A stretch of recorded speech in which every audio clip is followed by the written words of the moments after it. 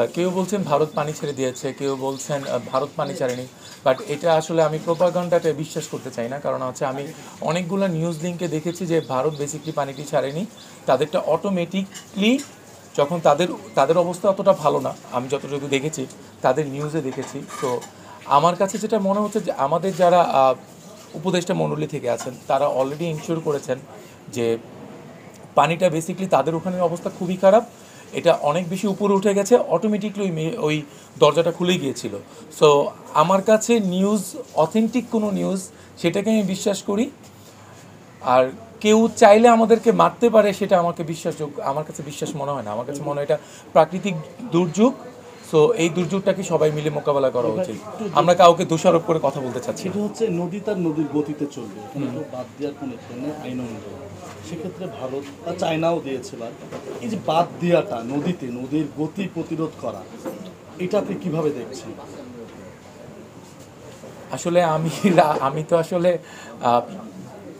এই বিষয়গুলো অত ভালো জানি না। সো আমার কাছে একটাই কথা, সেটা হচ্ছে এখানে সবগুলা দেশ একসাথে আছে।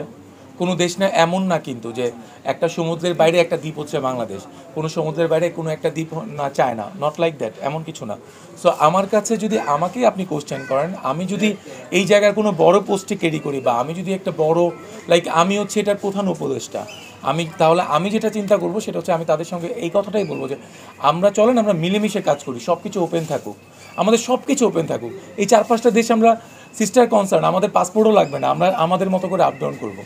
সোশ্যাল বলতে আমাদের যে পজিশন এখন বন্যা দুর্গতদের জন্য আমাদের যে আজকের এই উদ্যোগ আমাদের শিল্পী সমিতির পক্ষ থেকে, সেটাকে আমি সাধুবাদ জানাই। এবং আমরা আশা করি যে বাংলাদেশের আমাদের যারা শিল্পীরা আছেন সবাই মিলে এখানে একটা ভালো কন্ট্রিবিউশন করবেন এবং সেই কন্ট্রিবিউশনটা যেন প্রপারলি আমাদের বন্যা দুর্গত যারা খুব প্রবলেমই আছেন তাদের কাছেই যেন পৌঁছায়। কারণ হচ্ছে আমরা এখন অনেক কিছু দেখতে পাচ্ছি যে প্রপারলি সব জায়গায় ত্রাণটা পৌঁছাচ্ছে না, একটা জায়গায় পাচ্ছে, একটা জায়গায় 10 দিনেও পাচ্ছে না।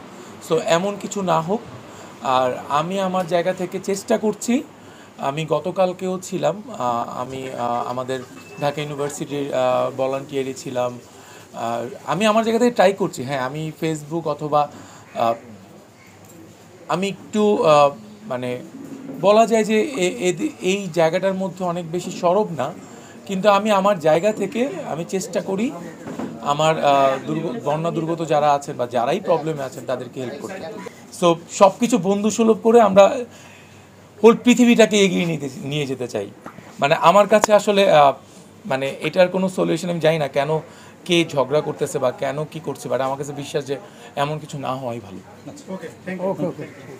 সবাই ভালো থাকবেন। আমার রাজনৈতিক কোশ্চেন করলে হবে?